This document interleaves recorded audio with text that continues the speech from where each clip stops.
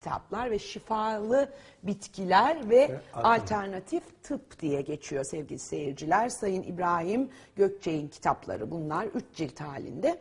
Evet, şimdi bu bitki bilimi, tabii siz bu işle çok uğraştınız. Fütoterapi, yanlış söylemiyorsam. Lütfen siz bu işin eğitimini nerede, nasıl, ne şekilde aldınız ve niye böyle bir şeye merak saldığınızı öğrenmek istiyorum. Evet, neden ben bu işe girdim? Evet. Çünkü tıp doktoru değilsiniz. Değil, evet. Evet. Mecburiyetten. Evet. 13 yaşında romatizmaya yakalandım. Evet. Türkiye'de üzerimde zamanında gecekonduda kalıyorduk. Yaşlı bayanlar deneyler yaptılar. Evet. Kızgın kumlara yatırdılar. Daha kötü oldum. Hani gerçi bunlara da bir hani koca karı ilacı denir Denir, eskilerde, evet, değil mi? eskilerde koca Eskilerin karı ilacı söylediği denir. odur. Fakat daha sonra doktorların kortizonlu ve antibiyotik ilaçlarla sürekli mide ve bağırsak rahatsızları ortaya çıktı bende vesaire derken. Ama bir şifa sürekli buldunuz ilaçlar, tabii, doktorlarımızı da tabii, Allah tabii. eksik etmesin. Sürekli ilaçlar aldık fakat bende bir vibromiyalji, yani yumuşak doku romatizması kaldı belimde. Evet. Yıllarca belime 3 metre uzunluğunda kuşak sarmak zorunda kaldım. Evet, hep sararlar ona, evet, biliriz. Dedeler gibi. Evet.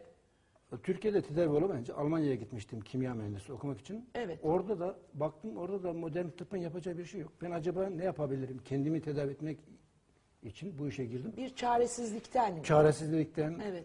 Ağrılarınız mı çoktu?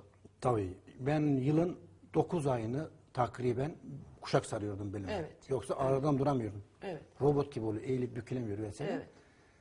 3 yıl üzerimde deneyler yaptıktan sonra bir formül geliştirdim romatizmaya karşı. 6 ay bu bitki çayını Kendinizi kullandınız yani kobay olarak. Kobay olarak Evet. kullandım. Evet. Kendim 6 ay bu özel geliştirdiğim romatizma çayını kullandıktan sonra bende bir şey kalmayınca Almanya'da görevliydim, camide, dernekte vesaire. Orada beni tanıyanlar benim bu hastalığım var, benim bu hastalığım var diye sürekli bana gelince baktım bu işi yapıyorsam doğru yapayım. Doğru. İnsanlara faydalı olayım diye okulu var. Okuluna başladık. Herbalizm okuluna. Evet. Ve bende bir merak uyandı. Almanya'da Frankfurt Üniversitesi'nin botanik bahçesi var. 5000 çeşit bitki yetiştirilir. Bu bahçede fotoğraflar çekmeye, bitkileri tanımaya başladım derken aradan yıllar geçti. Aldığım notlara baktığımda birçok kitaptan daha değerli bir kitap olabilecek bir materyal elde olduğunu görünce kitap yazdım. Evet. Baktım eksikleri var. Sürekli yenilerek. Bu 3 cilte ulaştı bu kitap. Ulaştık. Bu kitap Türk tarihinde çıkan ilk ve tek ilmi kitap. Neden? Çünkü bu kitapta şimdiye kadar olan kitaplardan farklı olarak 1000'den fazla üniversitenin klinik araştırması var. Bu çok önemli bir Klinik araştırmaya dayanıyor. Evet. Örnek olarak veriyorum. Mesela Afrika ıtırı. Afrika ıtırı ile Almanya'da 200 yıldır kullanılan bir bitki. Tentürü yapılıyor. Örneğin çocuklarda öksürük, bronşit, sinüzit, gripe karşı kullanılıyor bu damla. Evet. Bu damla antibiyotik yerine kullanılıyor.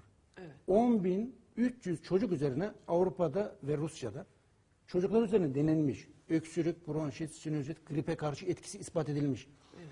Eskiden buna Güney Afrika Zulu dilinde umkalı abo denmiş. Yani her derde deva. Evet. Şimdi bu bitki Türkiye'de de bunun üretim hakkını bir firma almış, üretiyor.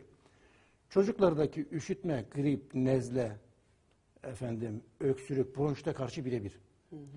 Şimdi mesela çocuk diyelim ki üşüttü, grip, nezle, herhangi bir problem var. Siz ona direkt antibiyotik verirseniz ne olur? Büyük felaket olur. Şimdi öyle demeyelim de, çünkü doktorlarımız da bu konuda çok titiz davranıyorlar. Çocuklara hani ilaçları mümkün olduğunca hani onlara zarar vermeyecek şekilde zarar yapıyorlar. vermek istemiyor. Yani Tabii. mutlaka bu tıp başka bir şey. Tıp doktorlarımızın tedavileri. Ama sizinki de bir tamamlayıcı tıp olarak görünüyor şu anda. Alternatif tıp olarak.